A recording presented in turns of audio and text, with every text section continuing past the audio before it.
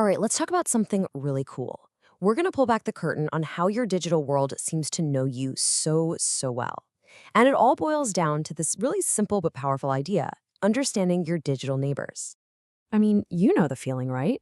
You finish binging a show, and boom, right there is a whole list of other things you'll probably love. How does it do that? Is it some kind of mind reading magic? Or is it something way more logical, something based on the people who are, digitally speaking, just like you? Well, yeah, that's pretty much it. That old saying, birds of a feather flock together, is literally the core idea behind a really neat algorithm called K nearest neighbors. The whole thing just runs on one simple assumption. Similar things, they exist close to each other. Let's dig into how that actually works. So, yeah, we're diving into the K nearest neighbor algorithm, or as everyone calls it, KNN. Now, that K is nothing scary, it's just a number we get to pick. And the entire idea is to figure out what a new thing is by looking at its closest neighbors. And this right here, this is the absolute key. KNN basically takes this very human, real-world behavior and just applies it to data. But here's the twist. In the digital world, closeness isn't about, living on the same street. It's about having similar features, similar characteristics. Okay, so how does this thing actually learn? Well, here's the funny part. In a way, it doesn't. Not at first, anyway. It's what we call a lazy learner.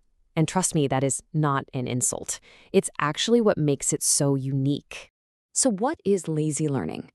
Think of it like the ultimate procrastinator. It doesn't build some big, complex model or master plan ahead of time. Nope. It just memorizes all the training data, everything you give it, and then it just waits. It only does the actual work when a new piece of data comes along and needs to be classified. This comparison really nails the difference. You've got your eager learners over here. Think of them like students who cram for a test. They do all the hard work up front to build a solid model. But then you have KNN, our lazy learner. It just kicks back during training, memorizing everything. All the heavy lifting, all the real work, that happens at the very last second, right when it's time to make a prediction.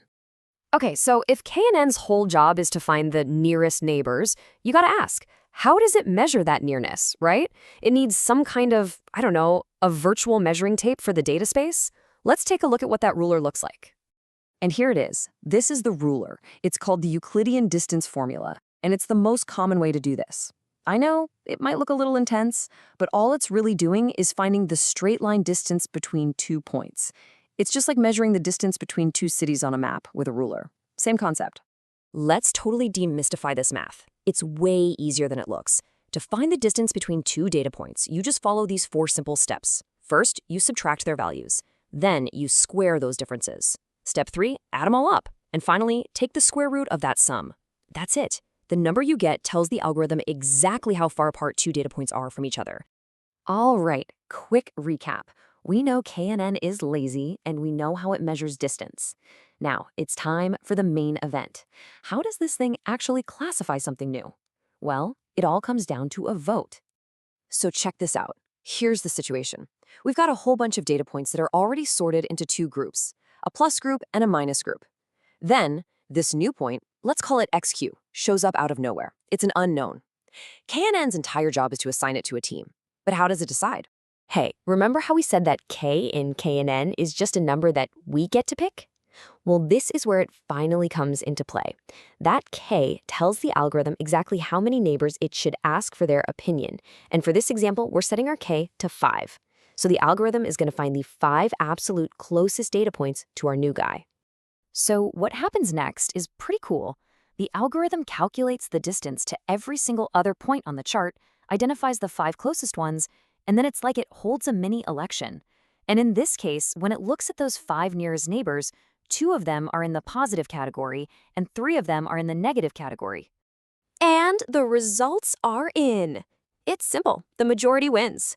With 3 votes for negative and only 2 for positive, our new data point is officially classified as negative. See, it just joins the group that most of its closest neighbors belong to. It's basically democracy for data, and it's incredibly effective. Now, this whole idea of a majority vote among neighbors might sound almost too simple, right? But believe me, its applications are powering some of the biggest, most complex technologies you use every single day. So remember that question we started with about your favorite streaming service? Well, this is the answer. KNN is a total powerhouse behind recommender systems. It finds users or iders that are neighbors to you, people with similar tastes or movies with similar features, and then it recommends what they like. It's also used for things like finding similar documents and even in image and speech recognition. It's everywhere.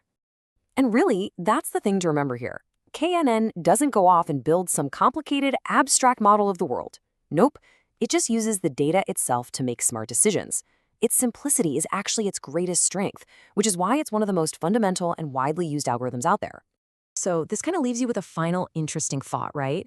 Every single time you watch a video, click a link, or buy something online, you're creating a data point. And somewhere out there, an algorithm like KNN is looking at your neighbors to figure you out. So the real question is, who does your data say you are?